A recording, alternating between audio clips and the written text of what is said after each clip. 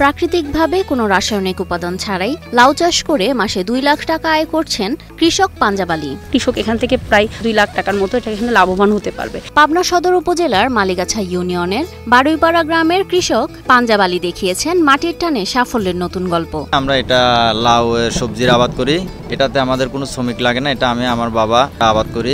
নিজের কোনো জমি না থাকলেও স্থানীয় জমির মালিকদের কাছ থেকে 1 একর 10 শতাংশ জমি লিজ নিয়ে তিনি শুরু করেন প্রাকৃতিক ও জৈব পদ্ধতিতে লাউ চাষ। জমিটা আমাদের কট নেওয়া, আমরা এটা নিয়ে সচ্ছলভাবে চলতে পারতেছি। অধিক পরিমাণ রাসায়নিক সার এবং কেমিক্যালের ব্যবহার ছাড়াই স্থানীয় কৃষি সম্প্রসারণ অধিদপ্তরের সহায়তায় উন্নত কৃষি ব্যবস্থাপনা পদ্ধতি অনুসরণ করে লাউ চাষ করে তিনি অর্জন করেছেন চমকপ্রদ সফলতা। প্রতিদিন 200 পিস লাউ কাটা হয়, তো আমাদের খুব সুন্দর চলে।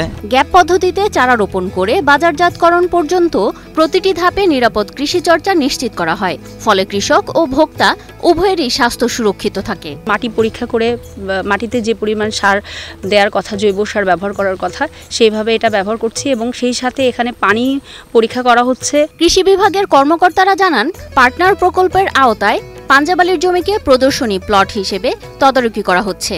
শুরুতে কৃষি বিভাগের পক্ষ থেকে মাচা তৈরি, পোকা দমন ফাঁদ সহ প্রয়োজনীয় সরঞ্জামে 50,000 টাকার সহায়তা প্রদান করা হয়েছে। আমরা প্রথমবারের মতো এখানে লাউ প্রদর্শনী একটি স্থাপন করেছি। এটি 1 একর জমিতে স্থাপন হয়েছে। চারা রোপণের 2.5 মাসের মধ্যে লাউ ফলন শুরু হয়। প্রতিদিন তার জমিতে 200 থেকে 250টি লাউ সংগ্রহ করা হয়, যা বাজারে 30 থেকে 35 টাকা দরে বিক্রি হয়। ফলে দৈনিক গড় আয় প্রায় 6,500 থেকে 7,000 টাকা, মাস শেষে যা দাঁড়ায় 2 লাখ টাকার বেশি। প্রতিদিন কমপক্ষে 7,000 টাকার লাউ সে বিক্রি করতে পারছে এবং প্রতি পিস লাউ হচ্ছে 35 টাকা থেকে। এই প্রদর্শনী থেকে কৃষক কমপক্ষে 2.5 লক্ষ টাকার মতো সে এখান থেকে আয় করতে পারবে। উত্তম কৃষি চর্চার মাধ্যমে যেমন কৃষকের স্বাস্থ্য ঠিক থাকবে, সেই সাথে ভবিষ্যতে আমরা আরো এগিয়ে যাব এবং সবাই সেটা লাভবান হবে, এই আশাবাদ ব্যক্ত করতেছি। পাঞ্জাব আলীর এই সাফল্য এখন আশপাশের কৃষকদেরও অনুপ্রাণিত করছে।